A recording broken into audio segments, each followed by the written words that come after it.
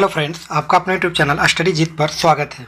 आइए दोस्तों, आज हम जो है कि जानने वाले हैं कि अभी जो है बीपीएससी को लेकर के पूरा आंदोलन चल रहा था और इसमें जो है कि कोर्ट में भी दाखिला हुआ है। ठीक है, इसके पहले एससी सुप्रीम कोर्ट में दाखिला हुआ था, लेकिन वहाँ जो है कि सबसे पहले बोला कि आप जो है कि आपका जो जुरिडिक्शन है फर्स्ट टाइम जो है कि आप हाई कोर्ट में जाइए। तो हाई कोर्ट में जो ये केस पेश किया गया था, केस नंबर 365/25। ठीक है, इसमें सब मिला करके जो है 14 पिटिशनर थे। सबसे एक नंबर में आपका पप्पू कुमार है। चलिए, ये हमारे बीपीएससी अभ्यर्थियों की तरफ से हो गए, जिसमें वर्सेस में आपका जो हो गए थे ये आपका स्टेट ऑफ बिहार, माने बिहार सरकार का जो आपका चीफ सेक्रेटरी थे गवर्नमेंट ऑफ बिहार के लिए हो गए मुद्दालय में आपका रिस्पोंडेंट में। दूसरा आपका हो गया principal secretary general administration department government of Bihar, ये भी बिहार सरकार के लिए है। और ये आपका प्योर बीपीएससी के लिए है। ठीक है, स्पेशल बीपीएससी के लिए है, जिसमें आपका मेन रूप से अध्यक्ष हो गए और सारे जो भी इससे संबंधित हो गए। फिर आपके सेक्रेटरी हो गए, जो इनके सेक्रेटरी हैं बीपीएससी को, उनको भी इनमें मुद्दालय बनाया गया। उसके बाद आपका 5 नंबर में है एग्जामिनेशन कंट्रोलर। ठीक है, एग्जामिनेशन कंट्रोलर को भी जो है कि इसमें रिस्पोंडेंट बनाया गया है। तो हमारे पिटिशनर की तरफ से जो आप वकील थे ये बाईबिगरी सर थे।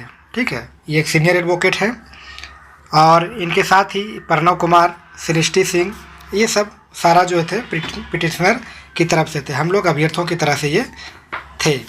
वहीं बात करें बिहार सरकार की तरफ से बात करें तो पीके शाही जो भी वर्तमान में एजी हैं, एडवोकेट जनरल हैं। ठीक है, और जो है कि इसमें आपका विकास कुमार थे और अमरीश कुमार एडवोकेट थे। ठीक है, वहीं बीपीएससी की ओर से बात करें तो इसको भी अपना वकील थे, एडवोकेट थे, ललित किशोर थे सीनियर एडवोकेट, और उसका संजय पांडे थे और कनिष्का, ये भी आपका एडवोकेट थे। तो इसमें देखिए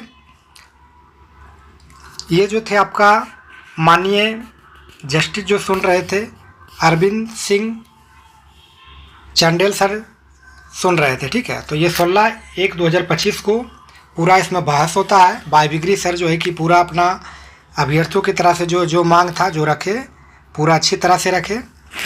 इन्होंने जो भी पिटिशनर की तरफ से प्रीफर्ड किया गया था उसमें यही कहा गया था कि जो एग्ज़ाम हुआ है 13/12/2024 को, है ना, तो इसका क्या कह रहा है, कैंसिल होना चाहिए। कैंसिल को लेकर के हमारा मुद्दा था। दूसरा मुद्दा था इसका कि रिजल्ट को जो है कि हमको स्टे लगाना है। ठीक है, इसके रिजल्ट को पब्लिश नहीं किया जाए, ये भी हमारा मुद्दा था। उसके बाद अगला मुद्दा था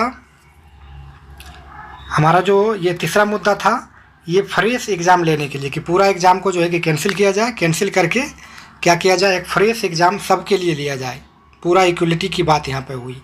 और चौथा में बात किया जाए तो बोला कि एनी अदर रिलीफ, यानी कोई भी रिलीफ हो जो पिटिशनर के लिए एंटाइल्ड होगा, है ना, जो भी इस केस में जो है कि सरकार टास्क को देखते हुए जो भी हमारे पिटिशनर को हित में हो वो अब जो है कि दिया जाए, यही हम लोग की मांग थे।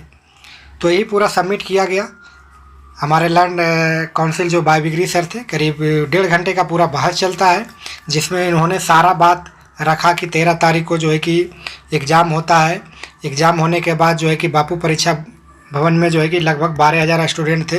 सब मिला के लगभग 912 सेंटर पर एग्ज़ाम होता है, जिसमें से एक सेंटर बापू परीक्षा भवन में सिर्फ और सिर्फ 12,000 लोग बैठे थे। जिसमें बात किया जाए तो एक्स मीडिया हमारा ट्विटर पर जो है कि 13/12/2024 को 1:06 में ये जो है कि पूरा वायरल हो चुका था। एक तरह से ये भी बोला जाए तो लीक हो गया था। मतलब एग्ज़ाम के बीच, यानी 12 से 2 बजे चल रहा था एग्ज़ाम, तो इस बीच में यदि क्वेश्चन कहीं भी सोशल मीडिया के थ्रू यदि वायरल हो रहा है ना, तो एक तरह से ये लीक ही माना जाता है, ये सुप्रीम कोर्ट के ऑर्डर के अनुसार। चलिए नेक्स्ट आगे देखा जाए।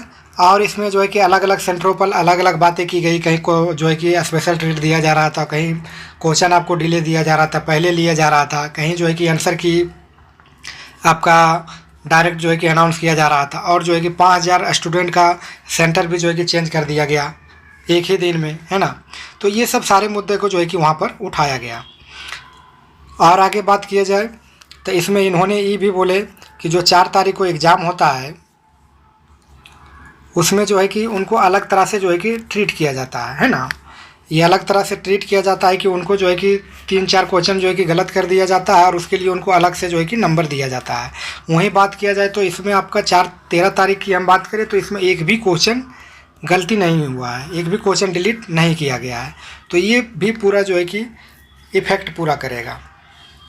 लास्टली कह रहा है it is submitted by the learned senior counsel till the decision of the case the respondent commission directly not to publish the result. मैंने पब्लिश रिजल्ट को भी जो है कि रोकने की इन्होंने बात की 13 और 14 तारीख 13 और 4 तारीख को, दोनों 13 दिसंबर और 4 जनवरी को।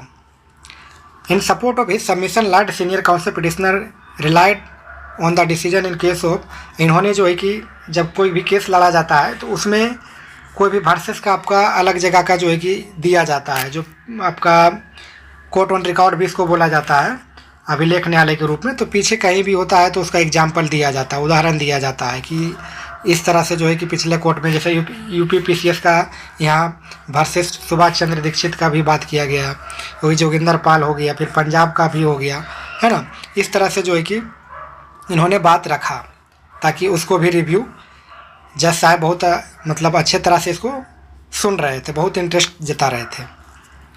तो वहीं बात किया जाए तो आपका जो है कि फिर आपका इधर स्टेट की ओर से आपका पीके शाही आते हैं, इन्होंने भी पूरा बयान रखा और इसके खिलाफ जो है कि बहुत सा पीआईएल भी जारी हो गया, कोर्ट केस भी जारी हो चुका है ना। तो ये बोल रहे हैं कि सबको एक साथ केस चलाना चाहिए सेम बेंच पर। वहीं फिर आपका कमीशन की तरफ से जो है कि अपोज करता है तो सिर्फ और सिर्फ बोलता है कि सीरियल नंबर 2 जो पिटीशन का है सिर्फ वो एग्ज़ाम दिया है। तो ऐसा नहीं है। इन्होंने बोला कि 13 तारीख वाला भी वो बैठा था, बापू परीक्षा में उसका सेंटर था। Apart from his none of the petitioner appeared in the preliminary examination conducted 13/12/2024 and 4/1/2025। ठीक है, तो बोला कि उसके सिर्फ सीरियल नंबर 2 के अलावा कोई भी एग्ज़ाम में नहीं बैठे हैं। एडमिट कार्ड है been issued in their favour, admit card जो उनके फेवर में इशू हुआ है लेकिन एग्ज़ाम में वो नहीं बैठे हैं, ऐसा इनका आयोग का कहना। ये भी पूरा सरासर झूठ है। ये सब एलिगेशन जो है कि उनके द्वारा लगाया गया है। ठीक है, और ये भी कह रहा है कि 13/12/2024 को बापू परीक्षा भवन में 1:05 में जो है कि एक कैंडिडेट जो है कि इसको फले डबे कर रहा था, मतलब क्वेश्चन को लेकर के क्या कर रहा था, फले डबे कर रहा था। उसने सोशल मीडिया पर जो है कि 1:06 में ये आपका वायरल हो गया था। ये allegation of paper leak as made by the petitioner is baseless. वही बोल रहा है कि वो एक लड़का जो था मतलब बाबू परीक्षा भवन में था, क्वेश्चन लेट देने के कारण या कोई प्रकार धांधली होने के कारण जो है कि उस क्वेश्चन को पूरा फ्लेट करता है। फ्लेट करने के बाद जो है कि बोलता है कि 1:06 में जो है कि आपका सोशल मीडिया एक्स पर ये वायरल हो गया, जो कि पिटिशनर के द्वारा ये आधारहीन है, ये आयोग का कहना है। तो having here learn senior council for the respective parties considering the facts and circumstances of the case, argument raised by the learned senior counselor. At this suggested, I am not inclined the grant of interim relief.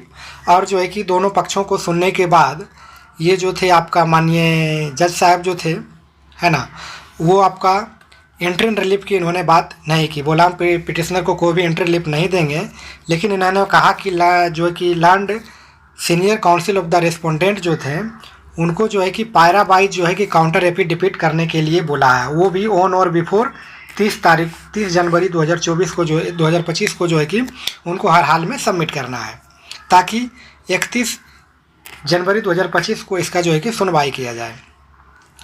And it is made that clear that any result of the preliminary examination conducted by the commission will be the subject matter of the final outcome of this decision. कह रहा है कि यदि मतलब आप result निकालते भी हैं तो ये आपका इफेक्ट होगा, है ना। ये कोई भी यदि परिणाम इसका आता है, इस केस का परिणाम आता है तो इससे आपका रिजल्ट इफेक्ट होता है। पूरी तरह से स्टे तो रिजल्ट पे नहीं लगाया है, लेकिन ये सारा मैटर वहाँ पे सीधा क्लियर कट लिखा है कि आप रिजल्ट निकालिए, उससे कोई मतलब नहीं है, लेकिन इसका जो डिसीजन होगा इस केस का, इस मैटर का final outcome of this petition जो होगा, जो परिणाम होगा, जो निर्णय होगा, उसके आधार से आपका जो भी आपका क्रियाकलाप करेंगे बीपीएससी का वो इस पर तय होगा। यही माननीय आपका न्यायमूर्ति सर थे अरविंद सिंह चंदेल जी। ठीक है, तो और बहुत से केस जो है कि पेश किए गए हैं, पप्पू यादव के द्वारा पेश किए गए हैं और वकील हैं अभी, और वकील आपका अभिनंदन आनंद अभिजीत आनंद सर हैं, जो सुप्रीम कोर्ट में एक ट्रस्ट के माध्यम से किए थे, और अभी हाई कोर्ट में उनका भी जो है कि सुनवाई है केस का। ठीक है, चलिए थैंक यू दोस्तों, और बाकी जो जैसा अपडेट आएगा फिर हम लोग भी जो उसको अपडेट करेंगे।